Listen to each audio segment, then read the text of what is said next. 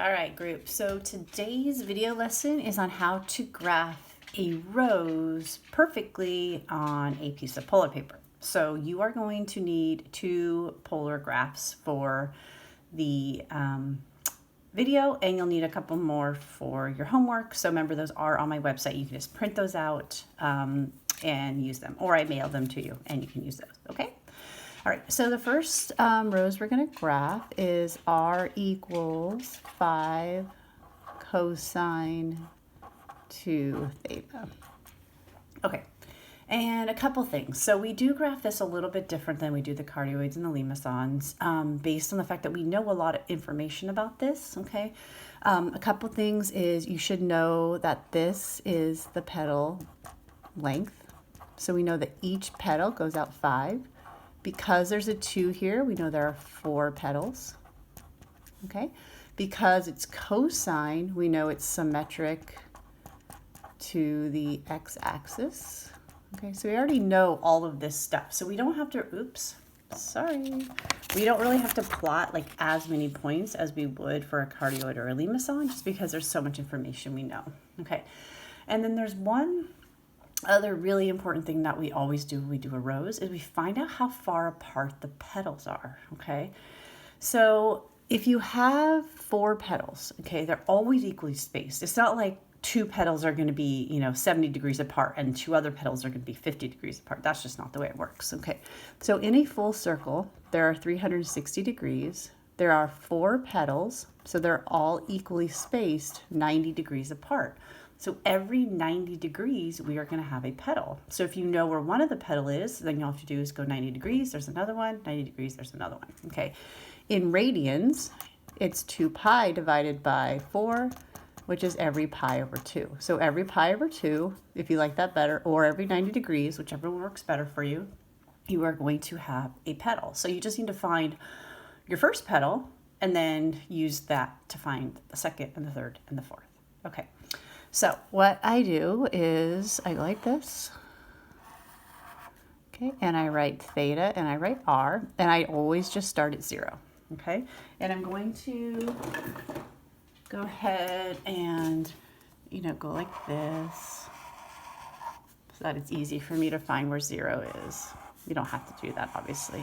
Okay, so when you plug in 0, you have to be careful. It's 5 cosine, and then you're doubling 0. Okay, that's 2 times 0. Okay, obviously 2 times 0 is 0. Cosine of 0 is 1. So voila, that's a petal tip.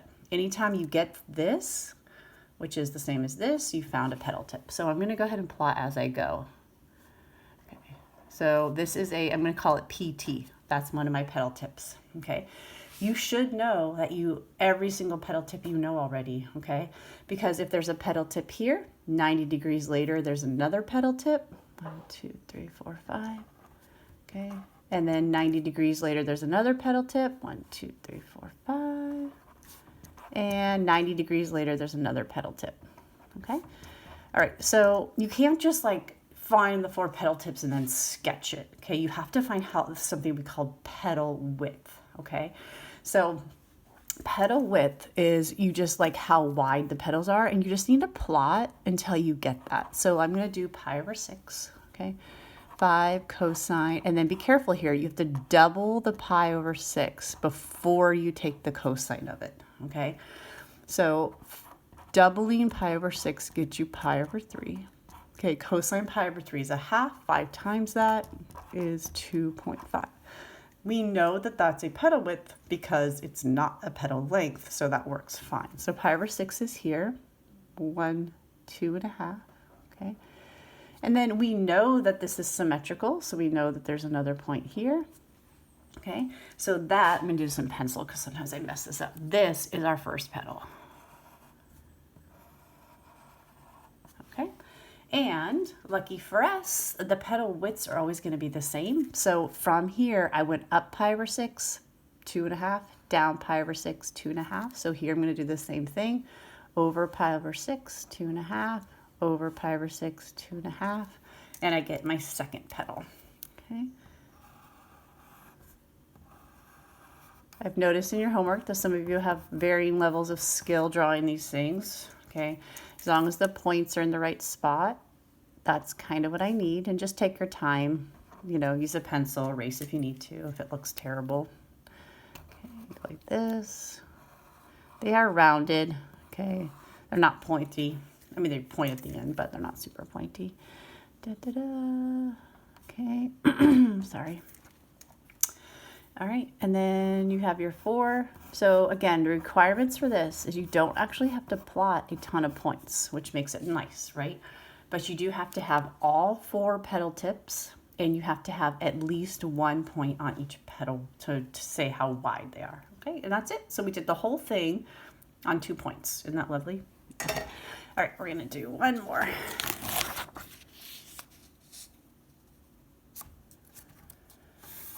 Okay, so for this one, we are gonna graph r equals 8 sine 3 theta. Okay, so just to remind you, this is the petal length. So this goes out 8, okay? Sine means it's symmetric to the y-axis, so y-axis symmetry, okay? And this means there are 6 petals, right? But you only see 3 of them, and that's all that matters when you're graphing. It doesn't matter how many there are, it matters how many you can see. So this one has 3 petals. So if a 360-degree circle, there's only 3 petals, you're gonna have a petal every 120 degrees, okay? Or if you like radians better, you're gonna have a petal every 2 pi over 3, okay?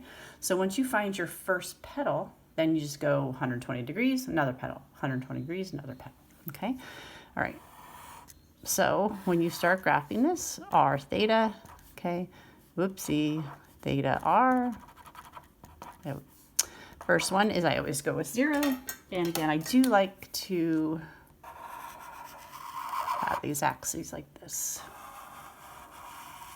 Okay. So when I plug in 0 for this, I get 8 times sine, and then 3 times 0 is still 0, and that gives me 0, which is fairly unhelpful. Okay. All right, so then I'm going to go ahead and plot in the next point that I know, which is pi over 6. Okay, I have to triple that. So when you triple pi over 6, sorry, my voice is giving out. It's too early in the morning maybe. You get pi over 2, okay, because 3 pi over 6 reduces to pi over 2. 8 times sine pi over 2 is 8. So that is my petal tip, okay, which is exciting. So I know that make sure you plot this point, by the way. Don't plot this one. So pi over 6, which is right here, goes out 8. So this is a petal tip. Okay. All right. And then, you know, depending on how you want to do it, I know that this is 60 degrees. Okay. So it's a little bit easier for me. Sorry. Geez Louise, Miss Norwood. It's 30 degrees. Okay. It's a little easier for me to do this in degrees. If you take 30 degrees, you know the petals are every 120 apart. So you do 30 plus 120, get 150, and then I know 150 is right here, so and I know I have another petal tip right here, okay? So this angle and this angle are 120 degrees apart, or 2 pi over 3 apart, okay? And then this is 150. If you do 150 plus 120, you get 270, which is down here. So I know my 3 petal tips are at 30 degrees, 150 degrees, and 270 degrees, okay? We knew there were 3 petals that you can see, and I found all 3 of them. Okay, so now you have to find a petal width, and you just want to keep plotting until you get one. So the next point on the unit circle is pi over 4. So 8 sine, and then you have to triple that. So you have to do 3 times pi over 4, which of course is 3 pi over 4. Sine of that is root 2 over 2, which reduces to 4 root 2, okay? And then I do want you guys to put the exact values in the table, but for plotting purposes, it's really handy to just plot get a calculator, find out that that's 5.7, and that is a petal width. So at pi over 4, which is right here, okay, you're going to go out 1, 2, 3, 4, 5.7. Okay, and notice that's only pi over 12 away, so go pi over 12 away in the other direction, and plot another point. Okay, the petals are always very, very symmetrical, okay? So our first petal is right here. Okay. And we know that that's symmetric to the y-axis, so we know there's going to be exactly the same petal over here. Let's see, 5 is, sorry, that's 7, 6, 5. So 5.7 is there and there. Okay. And draw your second petal. And drawing the petals is the hardest part. Okay, and then this one is 5.7. Okay. And you go like this. Okay, and then just make sure when you're done that it matches everything you thought. Okay, does it have 3 petals? Is it symmetric to the y-axis? Is the petal length 8? All that stuff. Okay, so you have 2 of these to do in your homework, and obviously just let me know if you need any help with it. Okay, bye guys.